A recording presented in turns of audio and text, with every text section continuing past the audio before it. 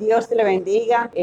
Voy a iniciar la historia donde inició la iglesia. Yo me congregaba en Villas Agrícolas, mi pastora Béjica de Olivares, y me mudé aquí a Los Tres Ojos. Entonces ella me vino y hizo una visita pastoral y de seguida ella me dijo, ¿qué tú crees si iniciamos un culto aquí en tu casa? Y yo le dije que sí, de una vez. Pues iniciamos, yo me pude invitar a los vecinos y ellos acudieron desde el primer día. Entonces los pocos vecinos que vivían, porque en realidad no vivían muchos vecinos, entonces ellos vinieron y después Béjica continuó dando culto. Hicimos un campo blanco ahí en mi casa. Entonces después la iglesia, alquilamos una casita ahí donde Pedro Lin, le alquilamos a Pedro Lin y de ahí iniciamos la iglesia. Ahí había una casita, pero el poder de Dios se manifestaba en esa casita. Ahí nos reuníamos, venía Juan Brito a dar la clase. Los hermanos de allá de Villas Agrícolas venían a hacer el trabajo. Y de ahí en adelante comenzamos, duramos un tiempecito ahí en donde el hermano Pedro Lin, alquilado ahí, y después compramos aquí donde ya es la iglesia. Entonces de ahí comenzamos a construir de blog y ahí lo hicimos de zinc, pusimos zinc.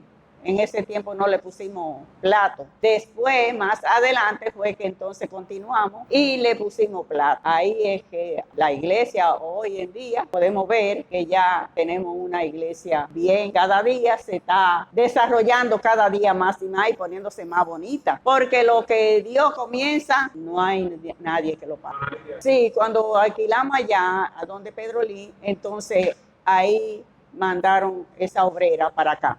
La pusieron al frente de la obra, porque ya Filomena Padilla de Reynoso. Esa era la pastora aquí primero. Después, ¿en qué año fue eso? Eso fue alrededor como del 83 al 84 por ahí, más o menos. Entonces de ahí fue que duramos un tiempecito ahí, cuando la iglesia comenzó a crecer, entonces compramos aquí el debajo, Béjica. Bueno, de allá de Villas Agrícolas, porque como comprenderá, Béjica, nosotros éramos una capillita de allá de donde Béjica, de allá de Villas Agrícolas, de la iglesia de Béjica de Olivares. Entonces, ellos, usted sabe que cuando usted capilla, pues la iglesia madre es la responsabilizada a respaldar la capilla. Entonces, ellos venían y ellos aportaban, porque nosotros éramos pequeñitos todavía, entonces no teníamos recursos. Pues la iglesia madre, después cuando Filomena quedó, después también cuando aquí se compró, que estaba la iglesia hecha pero no tenía puerta, y vino un hermano de fuera y le dijo a Filomena de que iba a aportar las puertas y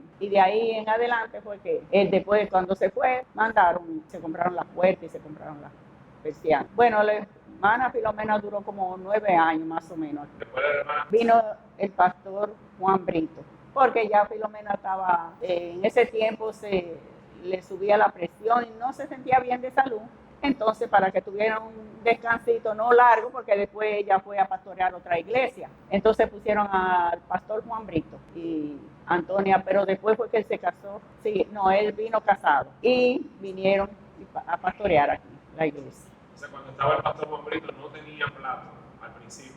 No tenía plato, era de zinc. Entonces, ¿cómo se dio ese proceso de echarle plato a la iglesia? Bueno, el hermano Juan Brito tenía un familiar de que ayudaban en el gobierno, tenía un familiar que ayudaban, prestaban ayuda a las iglesias. Entonces, él solicitó y de ahí en adelante fueron haciendo esas diligencias, porque todo eso contiene tiempo. Fueron haciendo diligencias y Dios ayudó a que ellos vinieran.